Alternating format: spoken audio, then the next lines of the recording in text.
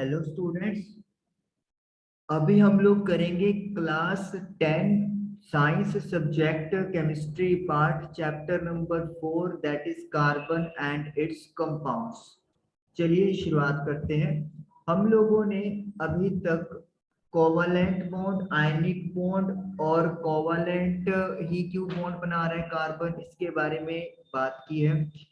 Unsaturated, saturated और alkene, alkene, alkynes के general formula भी हम लोग डिस्कस कर चुके हैं। अब हम लोग ये आज पढ़ने वाले हैं कि कार्बन इतने ज्यादा बॉन्ड बना कैसे लेता है।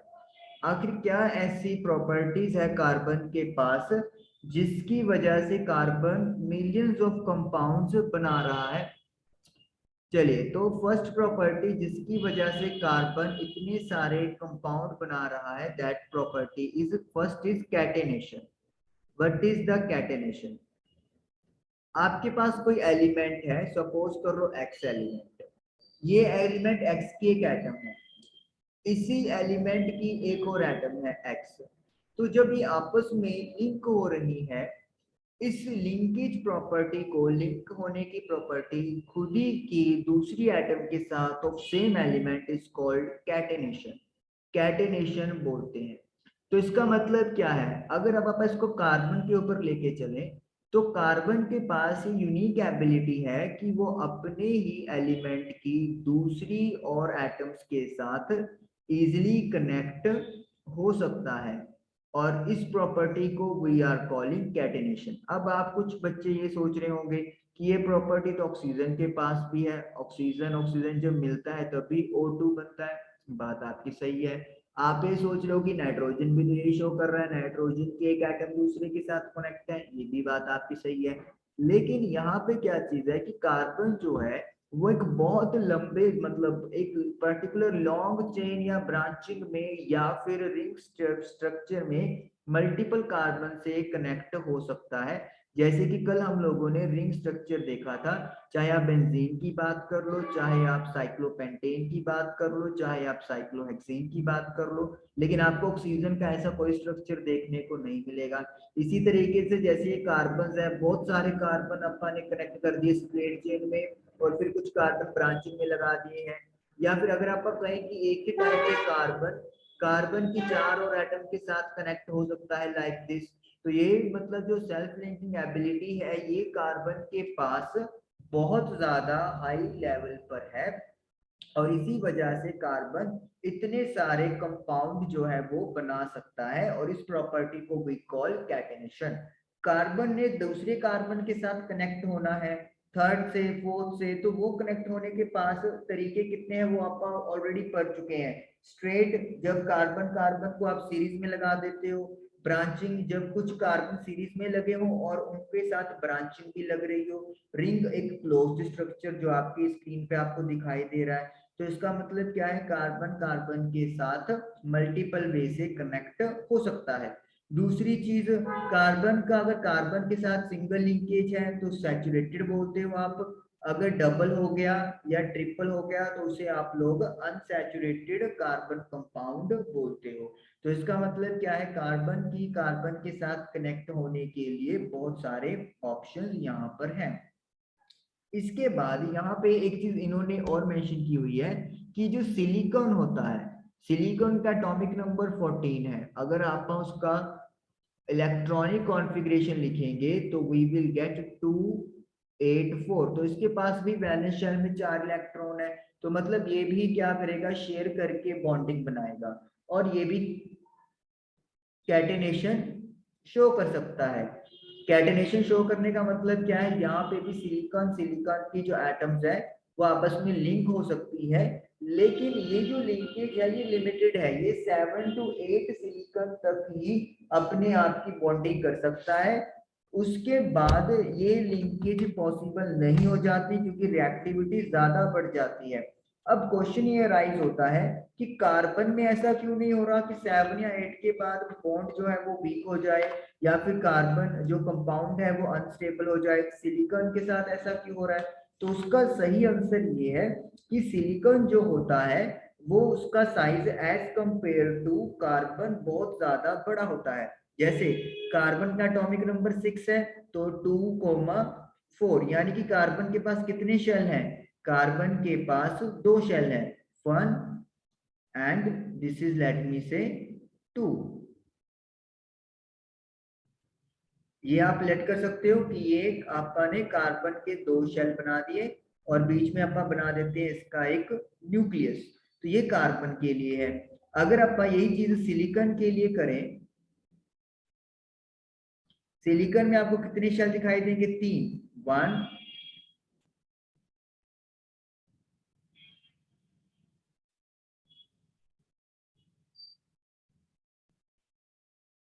दिस इज सेकेंड शेल, और एक और शेल बनाएंगे क्योंकि 3 शेल है सिलिकॉन के पास, तो ये तीसरा शेल तैयार हो गया। तो अब आप देखिए कि कार्बन के कंपेयर में जो सिलिकॉन का साइज है वो स्मॉल है।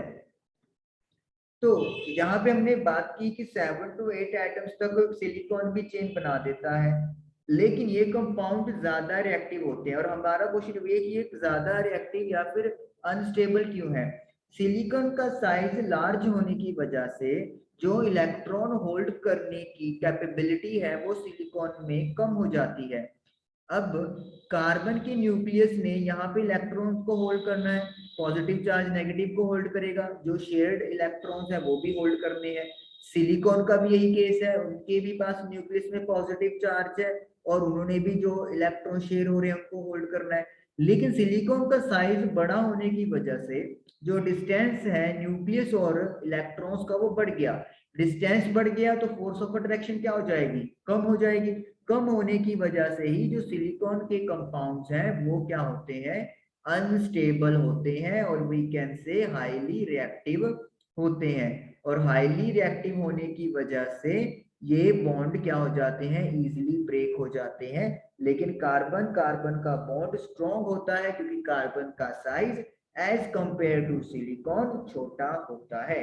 तो इसीलिए कार्बन जो है वो बड़ी लंबी चेन्स बना लेता है और स्ट्रॉन्ग बॉन्डिंग और स्ट्रॉन्ग स्टेबल कंपाउंड्स इसके बनते हैं। चलिए उसके बाद कैटनेशन की बात यहीं पे हम लोग खत्म करेंगे। दूसरी प्रॉपर्टी जिसके लिए कार्बन इतने ज्यादा कंपाउंड बना लेता है, दैट प्रॉपर्टी इज टेट्रावेलेंसी। क्या नाम है उसका?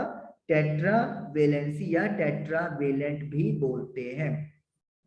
चलिए टेट्रा वेलेंट, टेट्रा का मतलब 4 है, वैलेंट मतलब वैलेंस इलेक्ट्रॉन्स, यानी कि कार्बन के पास वैलेंस में 4 इलेक्ट्रॉन्स है। ये तो आप लोगों को पता ही है, ये कोई नई बात नहीं है, ये चैप्टर के स्टार्टिंग में डिस्कस हो गया कि कार्बन के पास वैलेंस में 4 इलेक्ट्रॉन्स होते हैं, एटॉमिक नंबर 6 होता है, 2,4 इलेक्ट्रॉनिक कॉन्फ़िगरेशन होती है। अब देखिए कार्बन को अपना ऑक्टेट कंप्लीट करना है तो इसको 4 इलेक्ट्रॉन और चाहिए, तो यानी कि 4 यहाँ पे इलेक्ट्रॉन और रिक्वायर्ड है कार्बन को, ताकि 4 + 4 8 इलेक्ट्रॉन्स कार्बन के पास वैलेंस शेल में कंप्लीट हो जाए। तो उसके लिए कार्बन के पास क्या चॉइस है? पहली चॉइस ये है कि कार्बन क्या करे, दूसरी कार्बन एटम्स को देखे, 4 कार्बन एटम्स को, और इस तरीके से वो क्या करें, उनके 4 जो भी वैलेंस इलेक्ट्रॉन्स हैं, अब देखिए हर कार्बन के यहाँ पे 4 वैलेंस इलेक्ट्रॉन्स होंगे, जो मैं रेड डॉट बना रहा हूँ ये इन कार्बन एटम्स के वैलेंस इलेक्ट्रॉन्स हैं। तो अब ये वाला जो सेंटर में अपन ने कार्बन रखा है ये क्या करेगा? 1 2 3 4 5 6 7 8।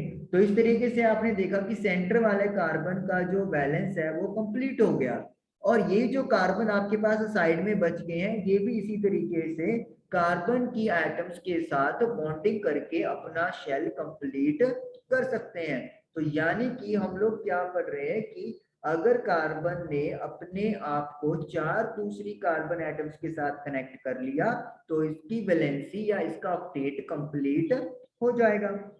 ये तो होगा कि कार्बन के साथ ही कनेक्ट हो सकता है एक ही टाइम पे 4 कार्बन की एटम्स के साथ। अब अगर मान लो कार्बन की 4 एटम्स अवेलेबल नहीं है लेकिन कोई और ऐसा एलिमेंट अवेलेबल है जिसकी वैलेंसी 1 है, सपोज कर लो मैं हाइड्रोजन की बात कर रहा हूँ यहाँ पे।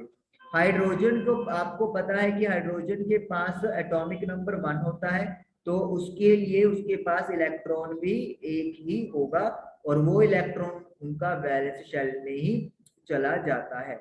तो यहाँ पे क्या आपको दिख रहा है, यहाँ पे हम लोग देख रहे हैं कि जो कार्बन है वो हर एक हाइड्रोजन एटम के एक एक इलेक्ट्रॉन के साथ शेयरिंग करके अपना ऑक्टेट कंप्लीट कर लेगा। तो इस वजह से कार्बन के पास 8 इलेक्ट्रॉन कंप्लीट हो गए, साथ में जो हाइड्रोजन की रिक्वायरमेंट है वो भी कंप्लीट हो रही है, क्योंकि हाइड्रोजन को तो डुप्लेट कंप्लीट करना है, एक इलेक्ट्रॉन खुद के पास है और एक इलेक्ट्रॉन कार्बन के साथ वो क्या कर रहा है, शेयर में जा रहा है। तो इस तरीके से हमने क्या देखा, कार्बन टेट्रावेलेंट का मतलब क्या है कि या तो 4 other atoms of carbon element हो या फिर कोई ऐसी एटम्स हो जो एलिमेंट मोनोवेलेंट, मोनो मतलब वन, वैलेंट मतलब वैलेंसी, जिसकी वैलेंसी 1 हो और वी कैन से जिसके वैलेंस में एक इलेक्ट्रॉन हो, उनके साथ साइमल्टेनियसली बॉन्डिंग कर सकता है। अब देखो, अपने टेट्रावेलेंट पढ़ रहे हैं तो मतलब कार्बन को 4 बॉन्ड्स कंप्लीट करने हैं, तो ये तो नहीं है कि हर बार वो सिंगल बॉन्ड ही बनाएगा या सिर्फ हाइड्रोजन या कार्बन के साथ ही कनेक्ट करेगा, वो ऑक्सीजन के साथ, सल्फर के साथ, नाइट्रोजन, क्लोरीन और किसी भी एलिमेंट के साथ बॉन्डिंग बना सकता है, ताकि उसका भी बैलेंस शेल कंप्लीट हो जाए और जिस एटम के साथ वो ये चीज बना रहा है उसका भी ऑक्टेट या डुप्लेट कंप्लीट हो जाए। तो इस तरीके से कार्बन अलग अलग एलिमेंट्स के साथ अलग अलग तरीके की बॉन्डिंग बना लेता है और बहुत सारे कंपाउंड कार्बन के बन जाते हैं। अब जैसे सपोज करो कि कार्बन ने ऑक्सीजन के साथ बॉन्ड बनाया तो कार्बन मोनोऑक्साइड बन गया, या लेट मी से कार्बन डाइऑक्साइड बन गया। मोनोऑक्साइड को चलो छोड़ देते हैं हम लोग, क्योंकि ये आप लोगों को इसके अकॉर्डिंगली बनाना नहीं आएगा। CO2 हम लोग बना सकते हैं। अब कार्बन डाइऑक्साइड में देखिए क्या चीज है, यहाँ पे कार्बन ने ऑक्सीजन की 2 एटम्स के साथ डबल बॉन्ड क्रिएट किया हुआ है और इस तरीके से इसकी जो प्रॉपर्टी है वो CO2 कार्बन डाइऑक्साइड वाली हो जाएगी। अब यहाँ पे आप लोग क्लियरली देखें, कार्बन ने अपने 4 बॉन्ड्स को कंप्लीट किए, लेकिन सिर्फ ऑक्सीजन की 2 एटम्स के साथ ही इसने अपने आप की और ऑक्सीजन की वैलेंसी भी सेटिस्फाई कर दी। उसके बाद अगर हम लोग यहाँ पे CH4 की बात कर ले, मीथेन हो गया। इसके बाद अगर आप कार्बन टेट्राक्लोराइड की बात करोगे, CCl4, वहां पे क्या है, क्लोरीन की 4 एटम्स कार्बन के साथ, जैसे आप देख सकते हो कि कार्बन एक ही टाइम पे क्लोरीन की 4 एटम्स के साथ बॉन्डिंग कर रहा है, क्योंकि क्लोरीन की आपको पता है एटॉमिक नंबर 17 होता है। 17 मतलब हो गया 287। तो यहाँ पे क्लोरीन को भी एक इलेक्ट्रॉन की रिक्वायरमेंट है ताकि वो अपना ऑक्टेट कंप्लीट कर सके। तो इस तरीके से जो एटम कार्बन के साथ कनेक्ट हो रही है उसकी वैलेंसी के अकॉर्डिंगली कार्बन बॉन्ड बनाता है और बॉन्ड बना के एक डिफरेंट कंपाउंड बन जाता है और उसी तरीके से कार्बन इतने ज्यादा कंपाउंड बना सकता है। तो टेट्रावेलेंसी या टेट्रावेलेंट और कैटेनेशन ऐसी 2 प्रॉपर्टीज हैं जिनकी वजह से ही कार्बन इतने ज्यादा बॉन्ड बना सकता है या इतने ज्यादा यू कैन से कंपाउंड बना सकता है। और स्ट्रॉन्ग बॉन्ड बनाने की वजह क्या है कि कार्बन का साइज छोटा है, स्मॉल साइज है, जिसकी वजह से कार्बन का न्यूक्लियस शेयर्ड इलेक्ट्रॉन्स को अपने पास जकड़ के रखता है स्ट्रॉन्ग फोर्स ऑफ अट्रैक्शन से, जिससे कार्बन के बनने वाले कंपाउंड स्ट्रॉन्ग और स्टेबल होते हैं।